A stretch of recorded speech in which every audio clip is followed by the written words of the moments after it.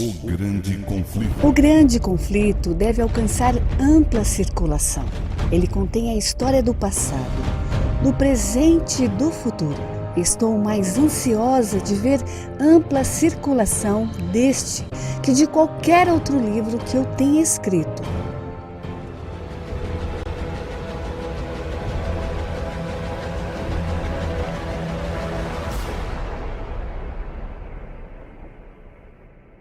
Olá, sejam bem-vindos ao nosso programa de hoje, dia 5 de fevereiro de 2023.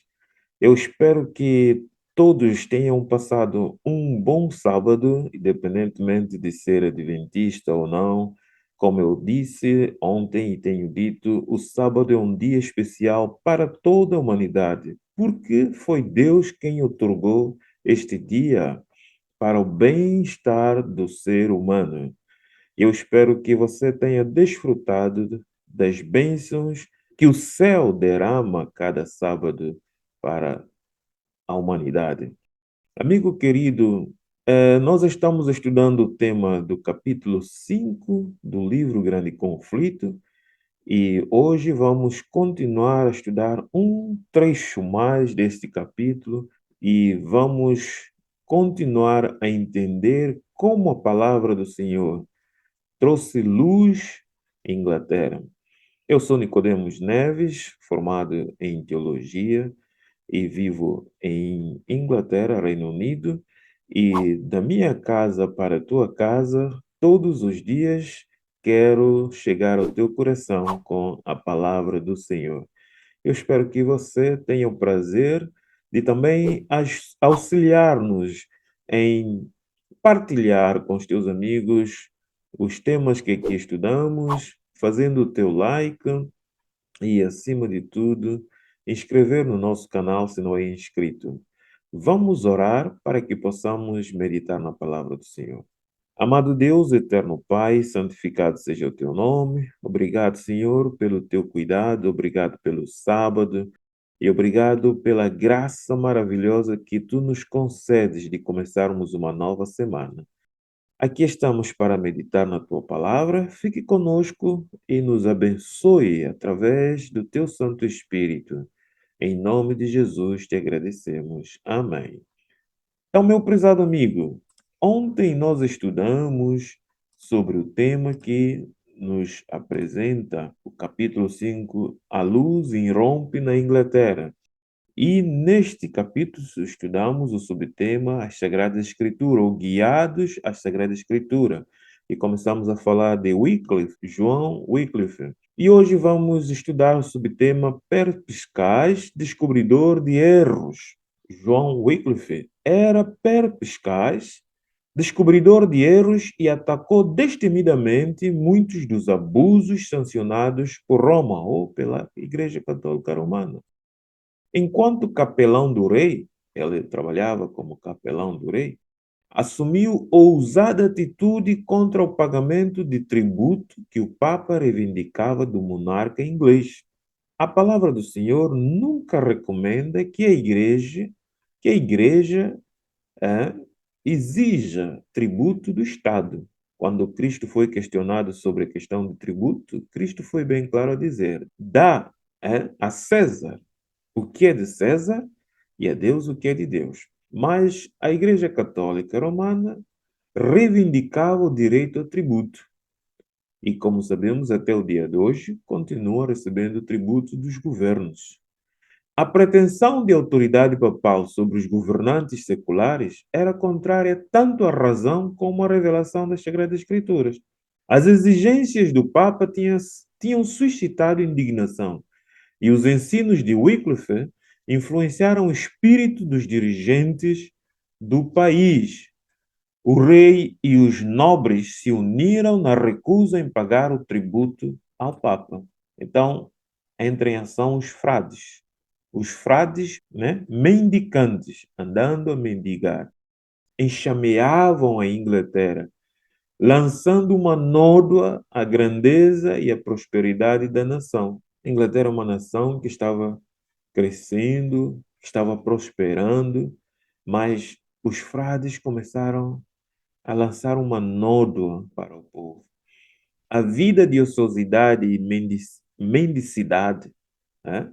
Esta vida que eles levavam dos monges nos castelos, nos conventos, não só representava grande escoadouro dos recursos do povo, como ainda lançava o desdém sobre o trabalho útil, porque ficavam ali confinados, nada fazendo e recebendo do povo doações, roubando do povo para poderem sustentar os seus vícios. E nós pensamos que isso parou naquela época. Continua até os dias de hoje. É. Com a farsa de que esses donativos são para ajudar as instituições caritativas, vivem em luxúria. A juventude daquela época se desmoralizava e corrompia. Muitos eram induzidos a entrar para o claustro. Claustro mesmo que dizer conventos, né? Não apenas sem o consentimento dos pais, como ainda mesmo sem o seu conhecimento e contra as suas ordens. Muitas vezes os jovens eram arrastados para esses conventos, esses lugares, sem conhecimento dos pais. Por esta monstruosa desumanidade, como mais tarde Lutero a denominou, que cheira mais a lobo e a tirano do que a cristão ou homem, o coração dos filhos se endureceu contra os pais.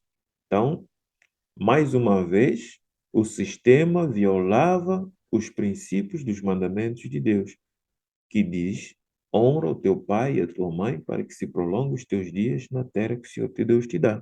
Êxodo 20, verso 12. Esse sistema fazia com que os filhos se tornavam endurecidos, rebeldes, teimosos contra os seus pais. Será que era uma igreja que realmente Deus estava guiando e que poderia reclamar que tinha autoridade de Deus? Mesmo os estudantes das universidades eram enganados pelos monges e induzidos a unir as suas ordens. Uma vez presos na armadilha, era-lhes impossível obter liberdade. Muitos pais se recusavam a enviar os filhos a universidades para que não pudessem ser seduzidos. Meus amigos, as escolas se enfraqueciam e prevalecia a ignorância. Prevalecia a ignorância, meus amigos. Veja como o inimigo trabalhou no sentido de fazer com que muitos pudessem ficar na ignorância do conhecimento, em especial da palavra de Deus. O Papa conferia a esses monges a faculdade de ouvir confissões e conceder perdão. Uau! Deus já não era Deus. Jesus já não poderia. Jesus, quando andou nesta terra e ofereceu perdão dos pecados, era considerado blasfêmia, porque os sacerdotes, os homens, reconheciam que só Deus pode perdoar. E como Jesus era um Deus feito homem, tornou-se humano, eles não reconheciam Jesus como Deus, mas simplesmente como homem, e não admitiam que Jesus pudesse oferecer perdão. Agora imagine o Papa a conferir aos monges a faculdade de ouvir confissões e perdão, o que tornou uma fonte de grandes males. Por quê? Inclinados a aumentar lucros, porque o objetivo deles era aumentar lucros, porque essas confissões e concessão de perdão era feito a um preço, a um pagamento, os frades estavam tão dispostos a conceder a absolvição que criminosos a eles recorriam, aumentando assim rapidamente os vícios mais detestáveis. Donativos que poderiam ter aliviado os doentes e pobres eram carregados para os monges.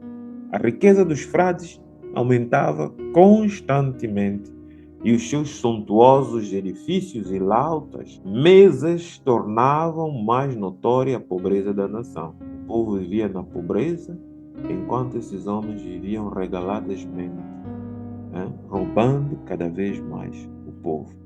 Meus amigos, responde com consciência se esta não era a Babilônia, a besta, que é o livro de Apocalipse, bem como Daniel descrevia. Meus amigos, contudo, os frades continuavam a manter o domínio sobre as multidões supersticiosas, levando-as a crer que todo o dever religioso se resumia em reconhecer a supremacia do Papa, adorar os santos e fazer donativos aos monges. Isto seria suficiente para lhes garantir lugar no céu. Uau! Salvação pelas obras. E será que hoje nós não estamos vivendo a mesma situação? Não estamos vivendo o mesmo caminho? Pessoas aglomeram à volta de um ser humano. Pessoas querem tocar num ser humano e ficarem satisfeitos de que esse toque lhes trará salvação, lhes trará cura, lhes trará bênção. Aglomera-se milhões de pessoas à volta de um ser humano, tão miserável e pobre como cada um de nós.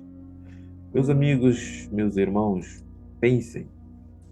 Nós estamos caminhando para um momento terrível da história. E a história há de se repetir novamente, mas de uma forma mais terrível. E você e eu precisamos estar bem alicerçados na palavra do Senhor, no conhecimento. A salvação é unicamente por Jesus Cristo. Ele é o nosso único advogado. A Bíblia Sagrada nos diz que Jesus Cristo é o nosso único advogado. Não temos outro ser que possa interceder em nosso favor, a não ser Cristo. Ele e unicamente Ele, não é? Poderá interceder por nós. Em 1 de João 2:1, podes encontrar o apóstolo João a dizer bem claro: meus filhinhos, estas coisas vos escrevo para que não pequeis. E se alguém pecar, temos um advogado para com o Pai, Jesus Cristo. É Ele quem advoga o nosso caso. É Ele quem pode interceder em nosso favor. É a Ele que devemos confessar os nossos pecados, não a homem nenhum, porque homem nenhum pode redimir-nos dos nossos pecados. Amém? Somente Jesus Cristo.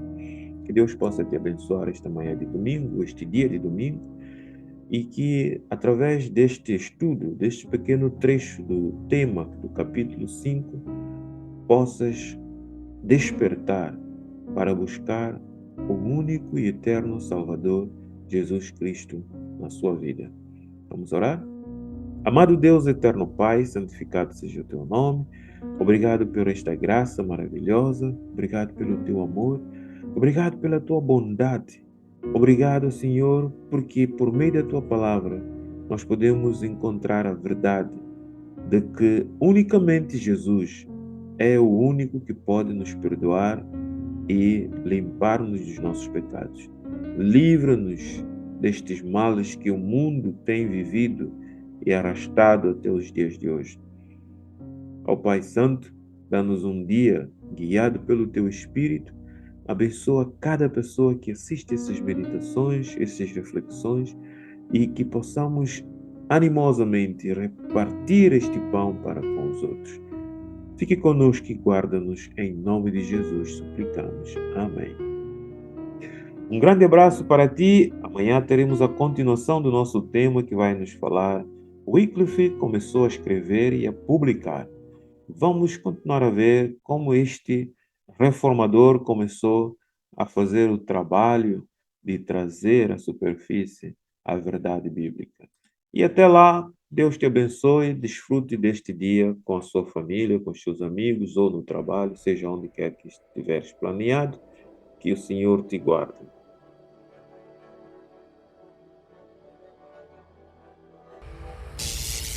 O grande conflito. O grande conflito deve alcançar ampla circulação. Ele contém a história do passado, do presente e do futuro. Estou mais ansiosa de ver ampla circulação deste que de qualquer outro livro que eu tenha escrito.